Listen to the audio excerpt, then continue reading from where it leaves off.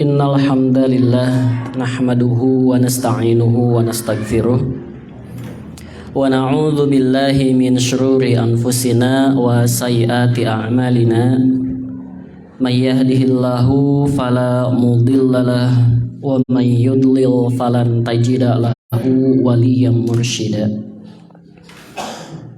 Wa asyhadu an la ilaha illallah wa anna Muhammadan abduhu wa rasuluhu amma ba'd. Faqala Allah ta'ala fil Qur'anil Karim, a'udzu billahi minasy syaithanir rajim. Wa laqad ba'atsna fi kulli ummatin rasulan an i'budullaha wajtanibut taghut. Al-ayah. Hadirin jamaah rahimani wa rahimakumullah, di dalam muqaddimah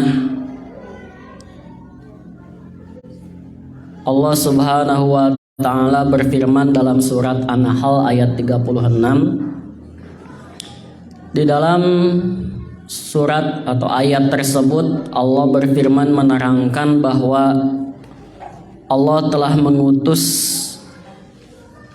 bagi tiap-tiap umat rasulnya, utusannya, yang semua utusan tersebut diberi tugas risalah, diberi tugas kerasulan yang sama. Min awwali rasulin bu'itsa ila akhiri rasuli wa khatamin nabiyyin, dari awal rasul pertama yang diutus sampai rasul terakhir, rasul penutup para nabi. Misi yang diperintahkan oleh Allah untuk disampaikan kepada hambanya adalah sama. Ani'budullaha wajtanibut taghut, yaitu untuk menyembah, untuk beribadah hanya kepada Allah dan menjauhi at-taghut. Jadi dari mulai rasul pertama siapa? Bukan Adam, Nuh, awwalu rasulin. Jadi rasul pertama itu adalah Nabi Nuh alaihi salam. Artinya seorang rasul itu diberi tugas khusus oleh Allah Subhanahu wa ta'ala. Dan Nabi Nuh adalah nabi pertama yang diberikan tugas khusus tersebut. Kenapa? Karena di zaman Nabi Nuh lah awal kemusyrikan terjadi. Silakan bisa dibuka dalam surat Nuh ya. Di sana disebutkan ada 5 orang solih yang kemudian dibuatkan patung ketika mereka meninggal, semata-mata hanya untuk mengenang dan bahan sebagai motivasi untuk beramal solih. Kalau dalam bahasa Sunda mah ngarah aya picontoeunana, ngarah jadi panyumangat kudu jiga jelema-jelema soleh nu eta gitu. Tetapi generasi ke generasi tidak mengerti dan lost komunikasi dengan generasi yang sebelumnya, sehingga tidak mengetahui tujuan asal-muasal patung-patung tersebut dibuat. Yang tadinya hanya sebatas untuk mengenang, sebatas sebagai pengingat dan motivasi untuk melakukan amal soleh seperti orang-orang soleh tersebut, mereka menyalahgunakannya dan menganggap bahwa patung itu merupakan orang yang memiliki keistimewaan, dan akhirnya mereka menyembah patung-patung tersebut.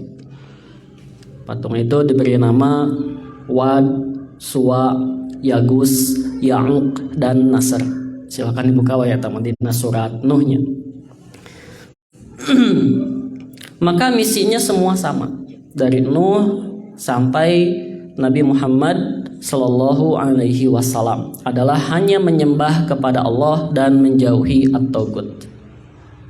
Nah, sedikit mengulas kembali makna at-taghut, definisi yang paling mudah untuk dimengerti dan dipahami. Pokoknya At-taghut dari kata togho yang artinya melampaui batas, ngalewatan wates wangen, batasannya sudah ada, orang ini melampaui batas, togho, berbuat sewenang-wenang. At-taghut maka diartikan kullu ma'ubida min dunillah. Mohon dikoreksi kalau tidak salah, itu pendapat Anas bin Malik. Jadi setiap yang disembah selain Allah, setiap yang diibadahi selain Allah, itulah at-taghut. Nah, itu misi atau tugas yang dimandatkan kepada para rasul, yaitu berupa at-tauhid, akidah tauhid. Nah, hadirin, di dalam makna tauhid itu tidaklah cukup hanya dengan meyakini bahwa Allah itu satu-satunya Rabbun. Tidak hanya cukup meyakini bahwa Allah itu satu-satunya Tuhan yang menciptakan segala alam semesta beserta mengurus isi dan segala sesuatunya. Allah sebagai Rabbun, Allah sebagai pencipta dan pengurus alam semesta. Atau biasa kita kenal dengan istilah tauhid rububiyah. Seseorang yang bertauhid rububiyah belum dikatakan dia bertauhid, belum sempurna. Kenapa? Karena harus dibarengi dengan tauhid uluhiyah. Kalau rububiyah itu dari kalimat Rabbun yang artinya Tuhan atau artinya yang pengurus. Di kita ada istilah tarbiyah, ada istilah murabbi, itu satu akar kata. Karena sifat Rabbun itu adalah Allah yang mengatur, mengurus, mengolah segala sesuatunya.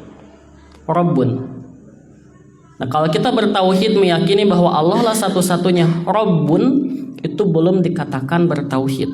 Kenapa? Karena orang-orang kafir zaman dahulu pun ketika ditanya siapa yang menciptakan langit dan bumi, mereka menjawab la yaqulunallah, pasti akan menjawab Allah. Maka perlu dibarengi dengan tauhid yang kedua, diantaranya yaitu tauhid uluhiyah. Nah, tauhid uluhiyah ini diambil dari kata ilah. Ilah itu artinya Tuhan juga kalau dalam bahasa Indonesia. Ilah bima'na ma'luh. Ilah itu adalah artinya Tuhan, maknanya ma'luh, isim maf'ul, isim objek. Ma'luh yang dituhankan, atau dalam bahasa singkatnya yang disembah, yang diibadahi. Makanya kalau kita perhatikan kalimat tauhid itu bukan menggunakan la robba ilallah, tapi menggunakan kalimat la ilaha illallah. Tidak ada Tuhan. Pengungkapan Tuhannya menggunakan kalimat ilah. Karena ilah merujuk kepada sesuatu yang disembah, kepada sesuatu yang diibadahi. Jadi orang-orang kafir dulu di zaman jahiliyah meyakini Rabbun, Allah itu sebagai Rabbun, tapi mereka tidak menganggap Allah itu sebagai satu-satunya ilah, satu-satunya Tuhan. Maka ini yang perlu diluruskan oleh misi para rasul kepada manusia, yaitu memberantas kemusyrikan. Artinya dengan la ilaha illallah, konsekuensinya ketika orang-orang jahiliyah dulu mereka tidak mau beriman, itu karena benar-benar paham dan mengerti betul terhadap makna la ilaha illallah. Kalau di dalam ilmu balaghah itu ada yang disebut dengan ilmu ma'ani. Disebut di sana dibahas setidaknya 8 bab. Ada salah satu bab namanya al-qasru. Al-qasru itu adalah termasuk salah satu bentuk di antara pengkhususan. Bagaimana maksudnya? Jadi dia membatasi agar sesuatu itu tidak keluar dari batasan tersebut. Kita sederhanakan saja. Kalimat la ilaha illallah itu termasuk bentuk qasr. Qaf sod ro, kosor. Ada sholat di kosor, diringkas ya. Yang tadinya 4 rakaat menjadi 2. Ini pun sama. Yang tadinya ilah itu banyak, Tuhan itu banyak diyakini oleh manusia, dikoser, ditaksir atau taksis, dikhususkan, dibatasi hanya menjadi satu, la ilaha, tidak ada Tuhan, zero, nol, kosong, semuanya dihapuskan. Kalau di Ka'bah ada 360, itu semua dihapus. Illallahu kemudian diisbatkan, ditetapkan, ditegaskan bahwa hanya ada satu, yaitu Allahu, Allah. Maka konsekuensinya, kenapa orang-orang jahiliyah dulu ada yang tidak mau menerima? Karena mereka artinya kalau saya dulu pembuat patung, profesinya, kasabnya di sana, kemudian dengan konsep la ilaha illallah, siapa lagi nanti yang akan mau membeli patung saya? Yang biasanya, mohon maaf, misalkan lamun tea mah atau bahasa Sundanya haja, bahasa Indonesia teh ngarah gitu, jadi tiasa nasional. Kalau misalkan ada kemusyrikan, perdukunan, itu kan biasa ada orang juga yang mensuplai jualan alat-alat perdukunannya gitu. Artinya kalaulah si dukunnya itu diberantas, kemusyrikan perdukunannya itu diberantas, maka yang mensuplai alat-alat kedukunannya itu pun juga akan terancam kasatnya. Nah, kurang lebih zaman jahiliyah pun seperti itu.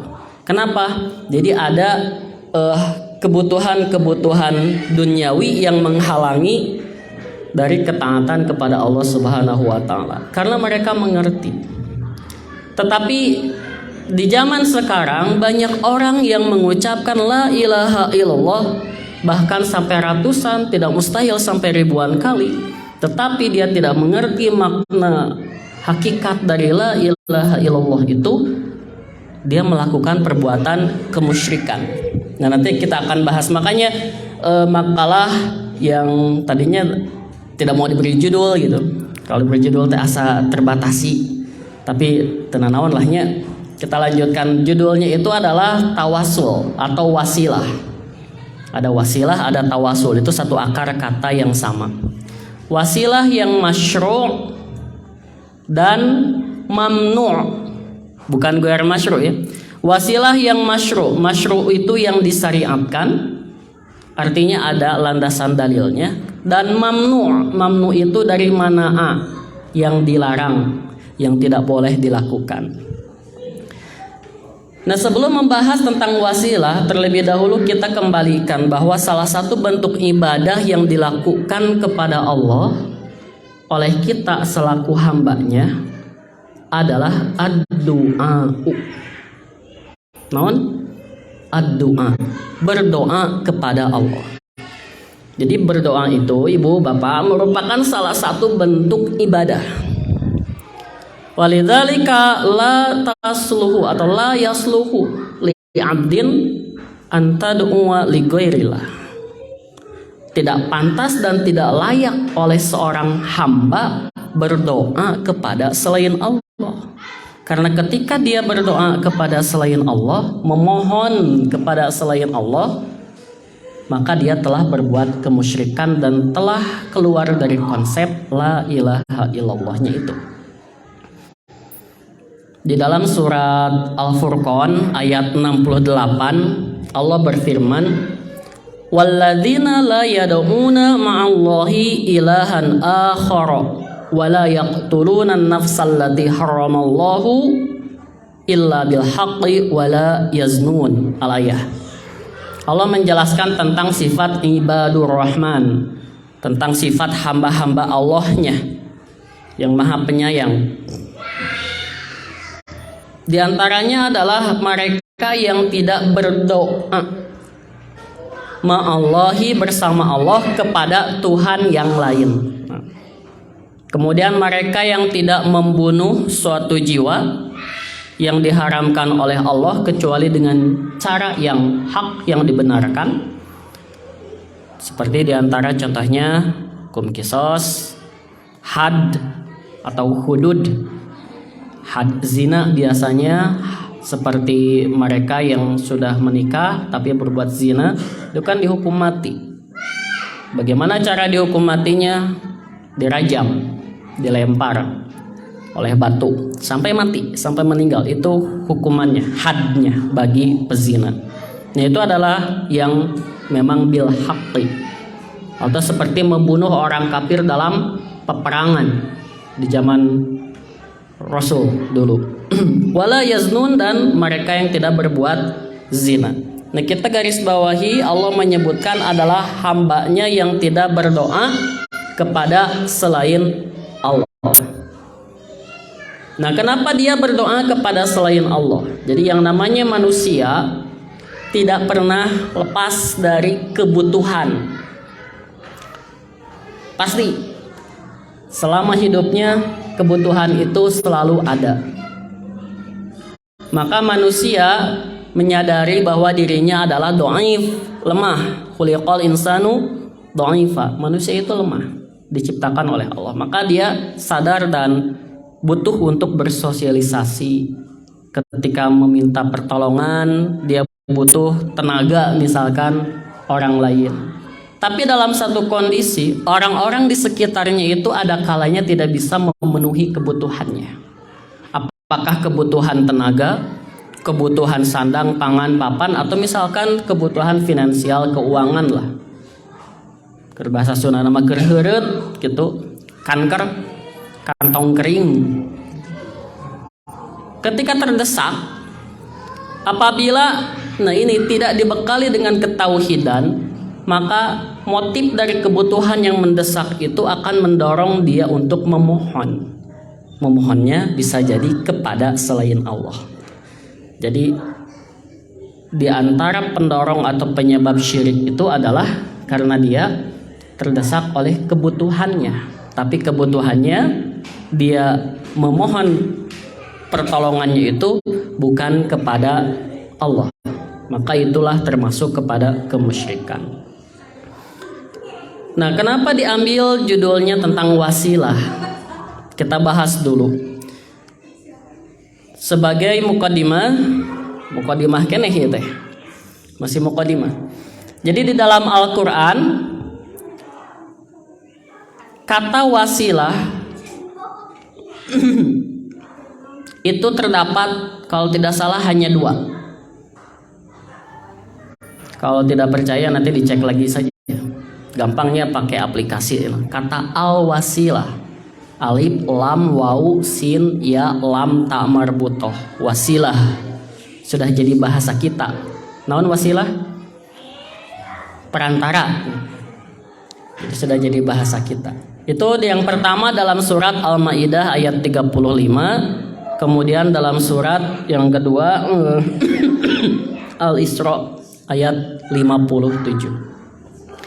Nah, kita fokus dulu yang pertama dalam surat Al-Maidah ayat 35. Yang ada HP bisa dibuka di aplikasi Quran, anu tulis saja dulu nama surat dan ayatnya. Nanti dibuka di rumah. Allah Subhanahu wa taala berfirman, "Ya ayyuhalladzina amanu, wahai orang-orang yang beriman, ittaqullaha, bertakwalah kalian kepada Allah. Wabtaghu, dan carilah, harapkanlah atau carilah, ilaihi, kepadanya, kepada Allah, al-wasilah, dengan wasilah. Wajahidu, dan berjihadlah, fisabilihi, di jalannya, la'allakum tuflihun, supaya kamu mendapat keberuntungan. Nah, kita garis bawahi dalam ayat 35 surat Al-Maidah itu ada kata al-wasilah. Kalau dalam terjemah Al-Quran, wasilah itu diartikannya, dan carilah jalan yang mendekatkan diri kepada Allah. Itu wasilah. Jadi wasilah itu diartikannya jalan yang mendekatkan diri kepada Allah. Maka dalam tafsir Ibnu Katsir, secara bahasa wasilah adalah allati yatawassalu biha ilal maqsud. Segala sesuatu yang bisa yatawassalu, wasola pakai sod. Kalau tadi wasilah mah pakai sin, tawasul juga pakai sin, ini mah yatawassalu dari wasola, yang bisa menghubungkan yang bisa mengantarkan ila tahsilil maksud, untuk menghasilkan atau untuk mencapai apa yang dituju. Makanya tadi bahasa perantara itu dia salah. Jadi dengan perantara tersebut kita bisa sampai kepada apa yang dituju, kepada apa yang diinginkan. Maka dalam berdoa itu ada wasilah. Untuk apa? Agar apa yang kita inginkan, apa yang kita panjatkan doa kepada Allah itu bisa berpeluang lebih cepat. Bukan lebih cepat ya, berpeluang untuk diijabah. Meskipun Allah berfirman bahwa ujibu da'watad da'i idza da'an. Aku akan mengijabah siapapun yang berdoa ketika dia berdoa kepadaku. Tetapi kan kita pun karena kebutuhan yang mendesak itu, dan kita ingin doa tersebut diijabah ketika masih di dunia. Biasanya kan seperti itu. Karena sifat manusia itu ajula, tergesa-gesa. Itu tidak salah. Ketika kita ingin doa kita segera diijabah, tidak salah. Bukankah ada hadis Rasul yang menerangkan seseorang itu, Allah itu akan mengijabah doa seseorang malam yasta'jil, selama dia tidak memohon dengan segera, atau selama dia tidak tergesa-gesa. Malam yasta'jil itu dijelaskan di dalam hadis Rasul, bukan artinya ingin cepat diijabah, tapi Rasul menerangkan malam yasta'jil itu adalah ketika dia berdoa nembe sekali, baru juga satu kali dia berdoa, kemudian Allah belum mengijabah doanya, lalu orang tersebut lantas berhenti dari doanya itu dan berkata, Allah tidak mengijabah doaku. Nah, itulah yang dimaksud orang yang tergesa-gesa dalam berdoa. Belum juga diijabah sudah memvonis Allah tidak mengijabah. Bukan begitu. Tetapi kita berdoa berharap untuk segera diijabah dan kita terus berdoa. Maka untuk menambah peluang itu, etika dalam berdoa diantaranya adalah dengan berwasilah. Nah, kalau di dalam ayat 35 surat Al-Maidah dalam tafsir Al-Muyassar, al-wasilah di sana diartikannya taqarrubu ilaihi bi ta'atihi wal amali bima yurdihi. Jadi mendekatkan diri kepada Allah dan melakukan ketaatan kepadanya dengan amal-amal yang diridhoinya. Itu wasilah. Makanya nanti dalam berdoa pun, nah, ada bentuk-bentuk wasilah yang disyariatkannya itu seperti apa ketika kita berdoa. Sama seperti yang diungkapkan oleh Imam Ibnu Jarir di dalam kitab tafsirnya, Tafsir At-Tabari, watlubul qurbah ilaihi bil amal bima yurdihi, ketika menafsirkan Al-Maidah ayat 35. Jadi carilah oleh kalian untuk mendekatkan diri kepada Allah dengan melakukan amal yang diridhoi oleh Allah. Nah, hadirin jamaah rahimani wa rahimakumullah, lalu apa saja wasilah yang disyariatkan dan wasilah yang terlarang itu? Yang pertama, kalau dirinci setidaknya di sini yang saya temukan ada 4. Yang pertama, wasilah bil asma'il husna. Ketika kita berdoa, kita berwasilah menggunakan asma'ul husna. Jadi kalaulah misalkan kita hafal ada 99 asmaul husna, maka gunakanlah asmaul husna itu sesuai dengan kebutuhan kita. Di dalam surat Al-A'raf dalilnya ayat 180, Allah berfirman, walillahil asmaul husna fad'uuhu biha. Dan hanya milik Allah lah asmaul husna, maka berdoalah kalian, mohonlah kalian hanya kepadanya, biha, dengan menyebut asmaul husna tersebut. Jadi kalau kita meminta sesuatu, kalau dalam bahasa Sunda mah henteu togmoal, Karena stogmol artinya tidak to the point, langsung meminta, tidak. Tapi kita sanjung dulu, kita sebut dulu, rinci dulu Asmaul Husna. Kalau kita ingin meminta rizki, kita sebut Allahumma ya Allah anta ar-razzaq, engkau maha pemberi rizki. Kalau kita ingin kesuksesan, misalkan menghadapi ujian, ingin lulus, maka kita berdoa anta qadirun ala kulli syai', ya Allah sesungguhnya engkau itu maha berkuasa atas segala sesuatu. Seperti di dalam hadis riwayat Ibnu Hibban, saya belum meneliti secara sanadnya riwayat Ibnu Hibban, karena kalau riwayat Al-Bukhari dalam sahihnya sudah jelas sahih, Muslim dalam sahihnya sudah jelas sahih. Ini riwayat Ibnu Hibban, tapi hadis ini juga disampaikan oleh para ulama seperti diantaranya Muhammad Nasiruddin Al-Albani. Beliau memandang hadis ini termasuk hadis yang sahih. Jadi kalau misalkan nanti itu hadisnya dhaif, ya silahkan nanti dikoreksi. Tapi kita ambil pendapat Syekh Al-Albani bahwa hadis ini adalah hadis sahih. Riwayat Ibnu Hibban diterima dari Abdullah bin Buraidah an abihi, dari ayahnya. Berarti siapa ayahnya? Diterima dari Abdullah bin Buraidah dari ayahnya, berarti ayahnya siapa? Buraidah.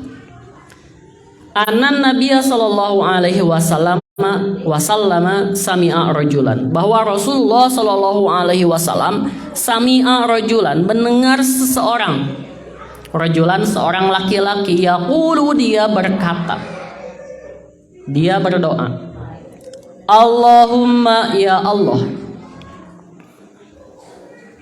ini sesungguhnya aku as'aluka, memohon kepadamu, bi anni ushiduka, bahwasanya aku bersaksi kepadamu, annaka la ilaha illa anta, bahwasanya tiada Tuhan selain engkau. Ya Allah, aku mohon kepadamu bahwasanya aku bersaksi engkau tiada Tuhan selain engkau, tiada Tuhan selain engkau. Al-ahadus somad, apa artinya? Allah yang maha tunggal. As-somad, Allah tempat bergantung semuanya. Alladzi lam yalid wa lam yulad wa lam yakul lahu kufuwan ahad. Gampangnya, Allahumma inni as'aluka bi anni ushiduka annaka la ilaha illa anta al-ahadus somad lam yalid wa lam yulad wa lam yakul lahu kufuwan ahad. Nah, doa nanti gitu. Tidak disebutkan di dalam hadis ini laki-laki itu meminta apa, tetapi dia dalam doanya menyebut Asmaul Husna, bahwa tiada Tuhan selain engkau, Al-Ahad, As-Somad, lam yalid wa lam yulad wa lam yakul lahu kufuwan ahad. Faqala Rasulullah, lalu Rasulullah Shallallahu alaihi wasallam bersabda ketika mendengar orang tersebut berdoa, laqad sa'altallaha bil ismil ladzi idza su'ila bihi a'ta wa idza du'iya bihi ajaba. Sungguh kamu telah memohon kepada Allah dengan nama yang jika nama itu disebut ketika engkau meminta, a'ta, pasti Allah akan memberi. Dan apabila ketika nama itu dipanjatkan dalam doa, ajaba, Allah akan mengijabah. Tuh, hadisnya riwayat Ibnu Hibban. Nah, ini sebagai dilalah bahwa salah satu contoh dalam berdoa menggunakan Asmaul Husna. Di dalam Al-Quran itu banyak juga contoh-contohnya. Kalau misalkan kita tidak tahu Asmaul Husna yang 99 anu bahasa Arabna, yang bahasa Arabnya ya kita sebut saja Mugi Gusti salira numaha sagalana gitu. rinci hiji-hiji anu maha beunghar, nu maha kagungan sagala, nu maha kawasa, sebut ku bahasa Sunda. Nembe dugikeun kabutuhan orang, kaperyogian orang, baru sampaikan kebutuhan dan keperluan kita. Nah itu yang pertama, wasilah dengan Asmaul Husna, ini yang disyariatkan. Yang kedua, al-wasilatu bil a'malis sholih, berwasilah menggunakan amal soleh. Amal soleh yang dimaksud adalah amal soleh yang orang berdoa itu.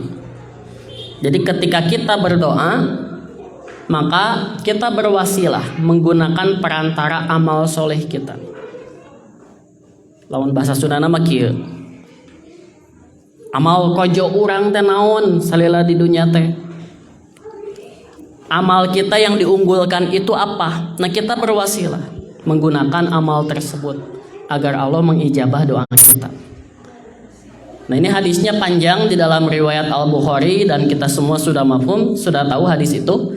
Hadisu qissati ashabil ghar al-masyhurah, riwayat Bukhari Muslim, tentang kisah orang yang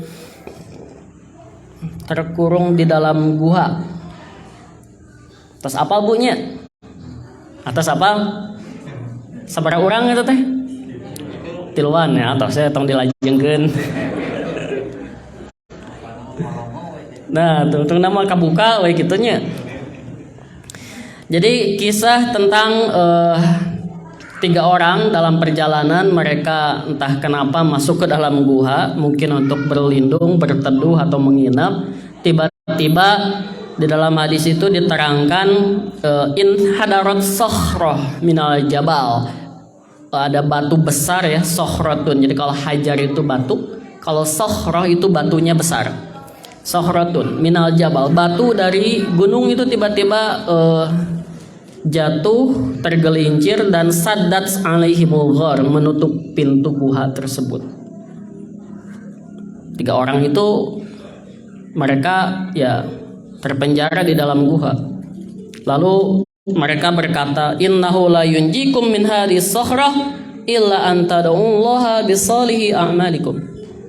Sesungguhnya kita ini tidak akan bisa keluar dari gua ini kecuali kita berdoa kepada Allah dengan berwasilah menggunakan amal soleh kita masing-masing.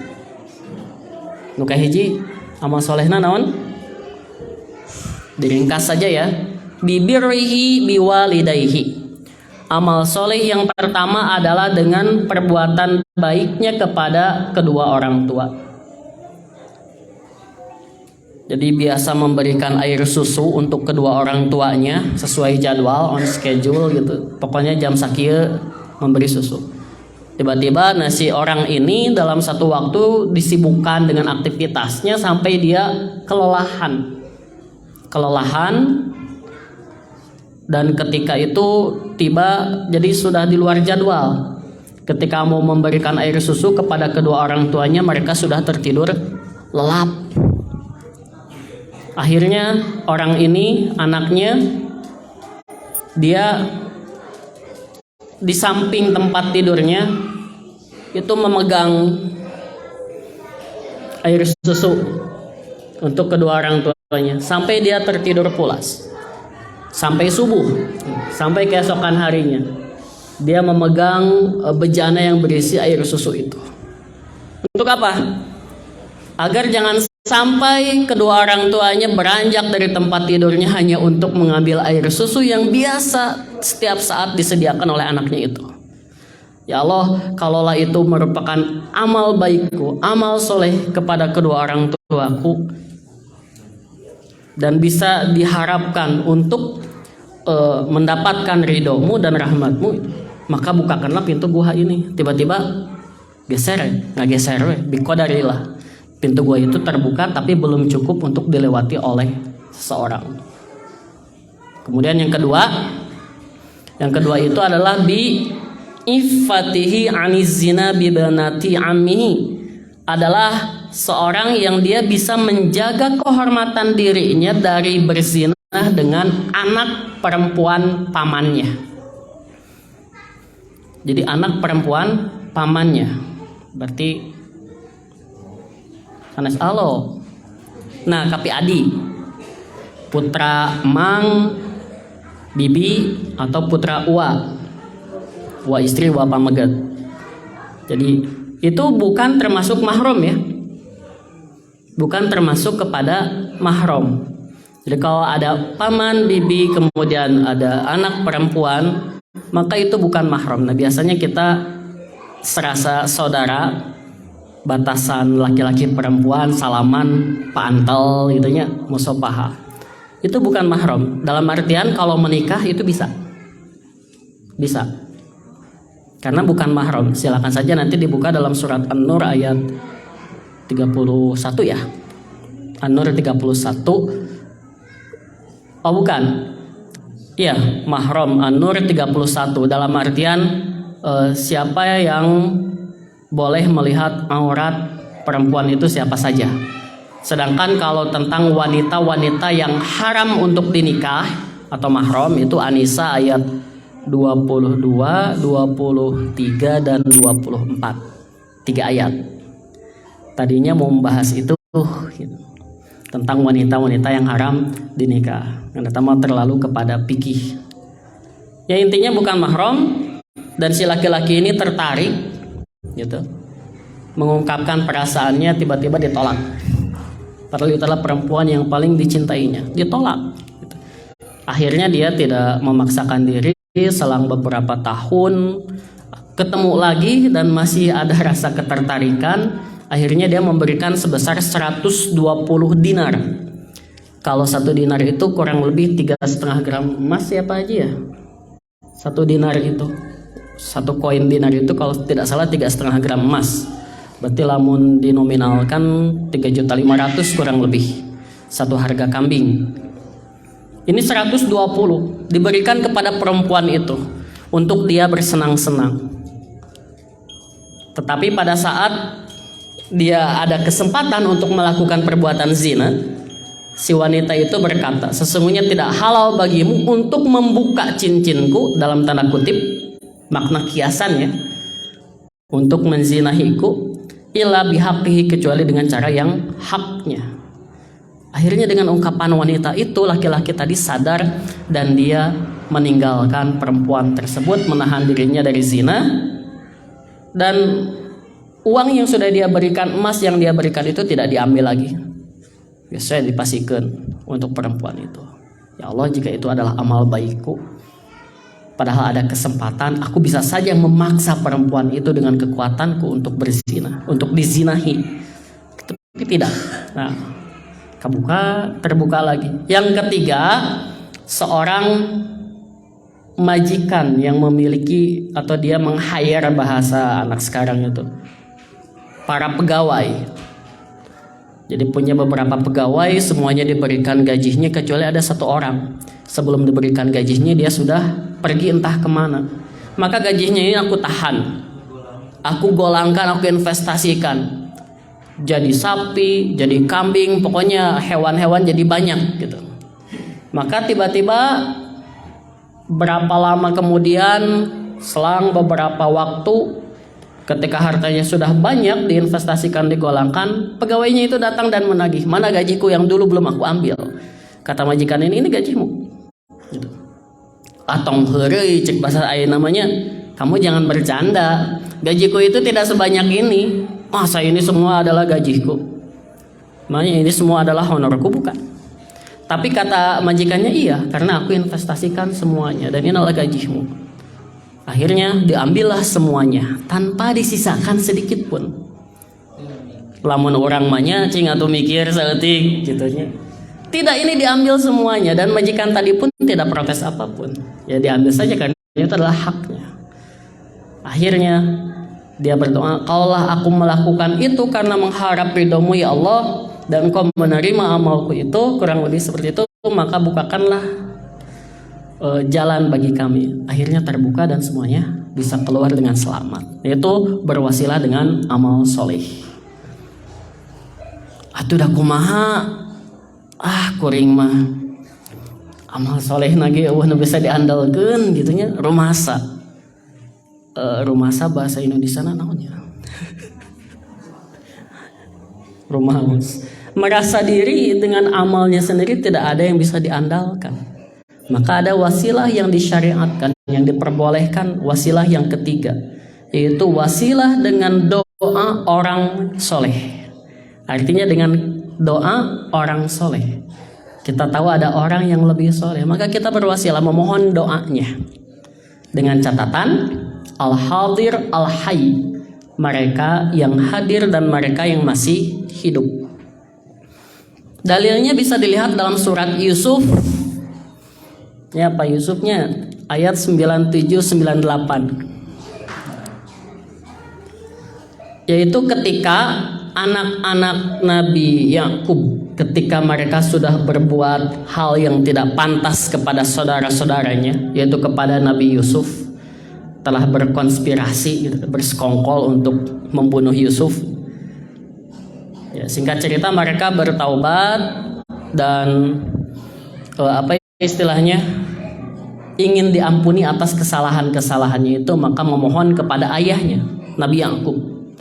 Qalu ya abana astaghfir lana dunubana inna kunna khati'in. Nah, itu. Jadi saudara-saudaranya Yusuf ini tidak berdoa atau memohon istighfar langsung kepada Allah, tapi berwasilah kepada kesolihan orang tuanya, yaitu Nabi Yakub. Wahai bapak kami, mohonkanlah ampunan bagi kami. Inna kunna khati'in. Sesungguhnya kami ini adalah orang-orang yang berbuat dosa, orang-orang yang bersalah. Maka Nabi Yakub pun mendoakan, saufa astaghfiru lakum rabbi innahu huwal ghafurur rahim. Tuh Nabi Yakub juga ya. Kelak akan aku ampunkan bagi kalian, istighfar atau magfirah dari Tuhan kepada Tuhanku. Sesungguhnya huwal ghafurur rahim, dia itu maha pengampun, maha penyayang. Tuh Asmaul Husna disebut dalam Al-Quran juga begitu, dicontohkan langsung oleh doa Nabi. Satu lagi, wasilah dengan doa orang yang soleh juga pernah dilakukan oleh Umar bin Al-Khattab. Umar bin Al-Khattab dari Anas bin Malik, itu ketika Rasul sudah tiada. Ini digaris bawahi, Rasul itu sudah wafat. Umar pada saat itu kalau tidak salah jadi Amirul Mukminin, Khalifah. Idza qahatu, apabila kemarau berkepanjangan, sudah air itu sudah susah sulit, istasqa, maka memohon doa agar diturunkan hujan. Kepada siapa? Bil Abbas bin Abdul Muttalib. Berwasilah dengan Abbas bin Abdul Muttalib. Siapa? Paman Rasul, Al-Abbas. Kata Umar, Allahumma ya Allah, inna kunna natawassalu ilaika binabiyina. Ya Allah, kami berwasilah dulu dengan nabi kami. Ketika ada Rasul, berwasilah memohon doa kepada siapa? Wahai Rasul, doakanlah kami, kan gitu ya. Langsung. Tapi Rasul sudah tiada. Ini di garis bawahi, Rasul sudah wafat. Maka kami sekarang berwasilah bi ammi nabiyina, dengan paman nabi kami.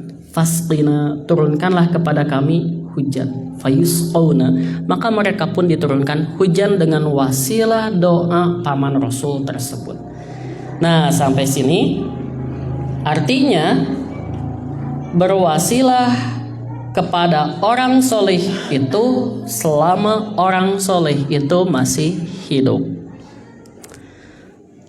Umar bin Al-Khattab saja tahu bahwa Rasul adalah orang yang paling soleh, tetapi tidak lantas mendatangi makam Rasul dan berdoa di depan makam Rasul untuk diturunkan hujan. Tidak. Tapi mendatangi siapa? Abbas bin Abdul Muttalib yang masih hidup saat itu. Kenapa? Karena Umar tahu Rasul sudah tiada. Kalau sudah tiada, selesai urusan dunianya, nggak ada kaitan dengan orang yang masih hidup. Rasul sudah kembali kepada Allah, gitu. Sudah selesai. Maka dari sini apa yang dilakukan oleh saudara-saudara kita yang mereka berwasilah ke makam-makam para solih yang sudah meninggal, yang sudah wafat, kemudian berdoa dengan kesolihan orang yang sudah wafat itu adalah termasuk perbuatan wasilah al-mamnu yang terlarang. Satu ya, nuka kemana lah tempat nama, tidak perlu disebutkan. Pokoknya berwasilah kepada makam orang-orang yang solih itu termasuk mamnu yang dilarang dan termasuk kepada syirik. Berarti 3, satu lagi tambahan wasilah yang disyariatkan itu adalah wasilah dengan kondisi orang yang berdoa. Seperti maksudnya kondisi orang yang berdoa itu adalah dalam surat Maryam surat 19 ayat 3-7 doa Nabi Zakaria. Nabi Zakaria itu memohon kepada Allah di usianya yang senja. Istrinya itu mohon maaf mandul, tidak bisa memiliki anak karena sudah tua juga. Nabi Zakaria pun begitu.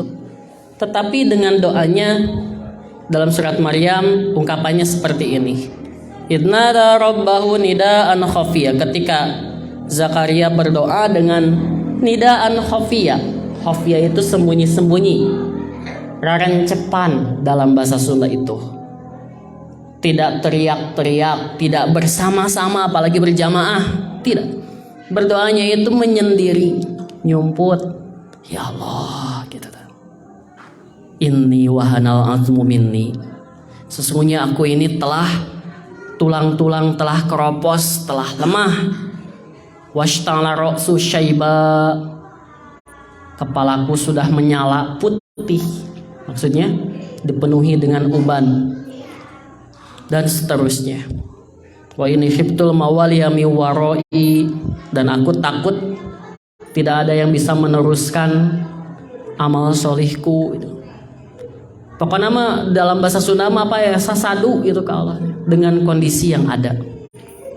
Wa kanati imraati aqira, istriku seorang yang mandul. Fahabli miladunka waliya, maka karuniakanlah dari sisimu kepadaku waliya, seorang wali, seorang penolong, seorang anak yang solih yang akan meneruskan kesolehanku. Yarithuni wa yarithu min ali Yaqub waj'alhu rabbi radiya. Pokoknya Maryam ayat 3-7. Jadi berdoa dengan kondisi gitu.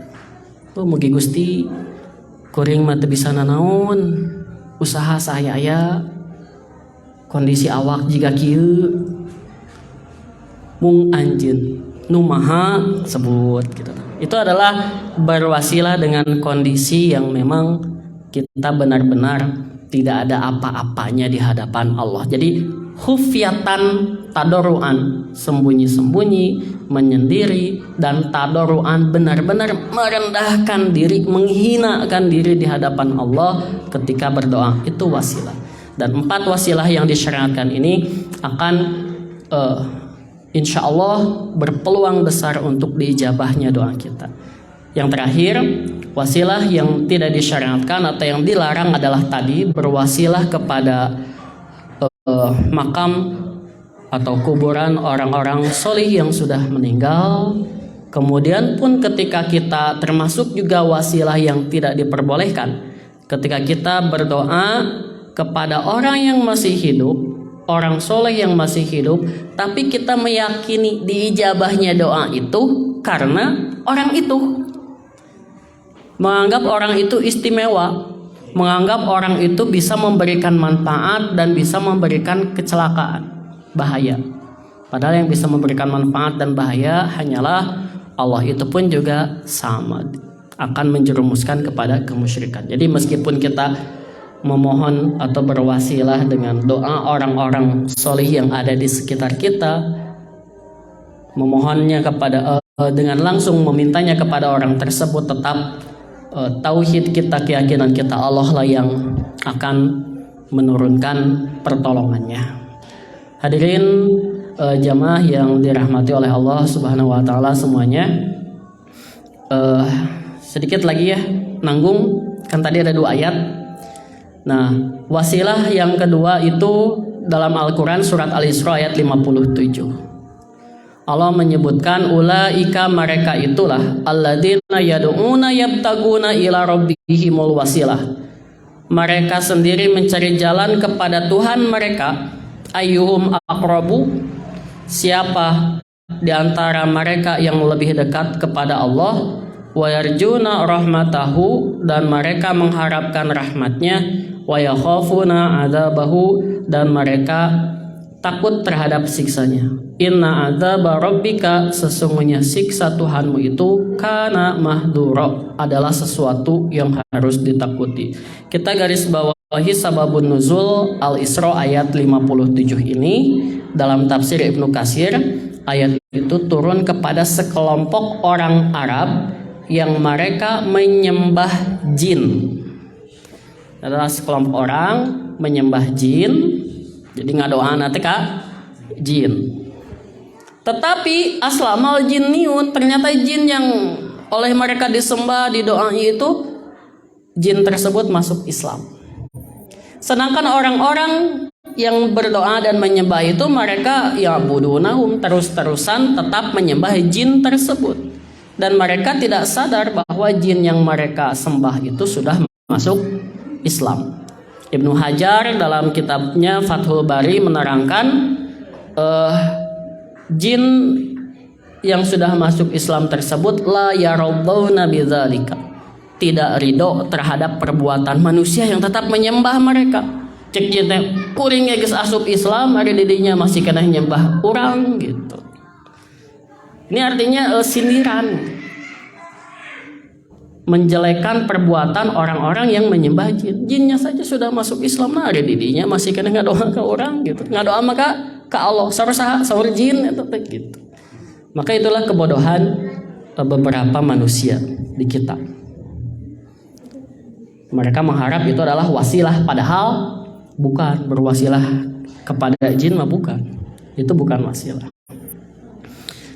Nah, hadirin, jangan sampai kita istilahnya seperti orang-orang kafir dulu, berwasilah, menganggap bahwa berdoa di makam orang-orang yang soleh itu adalah dalam wujud wasilah atau wujud mendekatkan diri kepada Allah. Padahal mereka sudah wafat, sudah tiada. Tentu itu adalah sesuatu yang salah. Di dalam surat Az-Zumar, orang-orang kafir, orang-orang musyrik dulu pun sama. Mereka berkata ketika menyembah patung dan berhala, mereka berkata, "Ma na'buduhum illa liyuqarribuna ilallahi zulfa." Kami ini menyembah patung itu bukan semata-mata menyembah, tapi kami ini agar lebih mendekatkan diri kepada Allah. Menurut akal juga nggak masuk akal menyembah patung untuk mendekatkan diri kepada Allah. Ini pun sama, berdoa kepada orang soleh yang sudah wafat untuk mendekatkan diri kepada Allah, itu tidak berbeda. Bahkan dalam surat Yunus ayat 18, haula'i syufa'auna, mereka berkata bahwa ini orang yang wafat ini, orang soleh yang sudah wafat ini akan memberikan syafaat bagi kami di sisi Allah. Padahal mala yaduruhum wala yanfa'uhum. Kalau bisa berkata, mungkin orang yang wafat itu di alam kuburnya, aku ini sedang merasakan nikmat kubur. Jika anak itu cicing tong ngaganggu sih gitu. Kuring keur tibrak. Karena mereka sedang tidur nyenyak sampai hari kiamat orang yang soleh. Tapi kalau orang yang berdosa dianggap soleh, ternyata disiksa kubur misalkan, maka dia akan sibuk dengan siksa kuburnya itu. Bujeng-bujeng nulungan jalma nu masih hirup. Orang yang ada di alam kubur itu benar-benar butuh dengan doa orang-orang yang masih hidup. Makanya orang tua memiliki anak yang soleh itu merupakan investasi. Yadu'u lahu, mendoakan kedua orang tuanya. Terakhir asli ya. Hadis riwayat Imam Ahmad dari Abu Hurairah. Rasulullah SAW ketika sedang sakaratul maut, ketika sedang sakit, beliau berkata, Allahumma ya Allah, la taj'al qabri idan, janganlah engkau jadikan kuburanku wasanan sebagai berhala. Janganlah engkau jadikan kuburanku ini disembah orang-orang. Ini Rasul. Padahal Rasul orang yang soleh. Rasul berdoanya seperti itu. La'anallahu, semoga Allah melaknat kaum ittakhadu, yang menjadikan kuburo anbiyaihim, kuburan makam nabi-nabi mereka, masajida, tempat ibadah. Atau kumaha eta Masjid Nabawi? Itu bukan menjadikan kuburan sebagai tempat ibadah, karena Masjid Nabawi itu makam Rasul itu ya makam saja, hanya ada di dalam komplek Masjid Nabawi karena alasan perluasan tempat. Jadi makam Rasul mah bukan masjid gitu. Itu hadirin rahimakumullah, mudah-mudahan kita dijauhkan oleh Allah dari dosa-dosa syirik, dan apa yang kita butuhkan kita panjatkan doa kepada Allah bisa berpeluang untuk lebih besar diijabah dengan wasilah-wasilah yang disyariatkan tadi. Karena apabila kita melenceng dari wasilah yang disyariatkan, melakukan wasilah yang dilarang oleh Allah, maka dalam surat Az-Zumar ayat 65 itu sangat berbahaya sekali. Oh, lain asyrokta layahbatanna amaluka wala takunanna minal khasirin, karena perbuatan syirik yang kita lakukan akan menghapus semua amal soleh kita dan kita akan termasuk orang-orang yang merugi. Naudzubillahi min dzalik. Barakallahu fikum. Akhirul kalam, Rabbana atina fid dunya hasanah wa fil akhirati hasanah wa qina adzabannar. Wassalamualaikum.